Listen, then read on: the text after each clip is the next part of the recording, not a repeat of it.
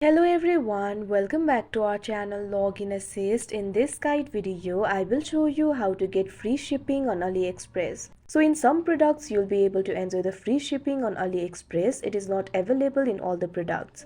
So you'll have to find out which products offer you the free shipping. So in order to do that, what you have to do is launch up an AliExpress application.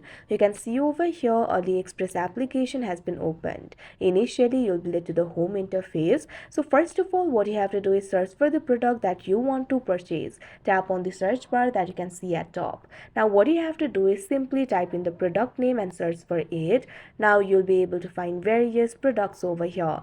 Now at top right over here, you'll be able to find the section for filters. You'll be able to find various filters like sell, ship from US, choice, super deals, etc. Find the option for free shipping and tap on it. Now after you do that, you'll be able to find the items eligible for free shipping. Simply tap on the product that you would like to purchase.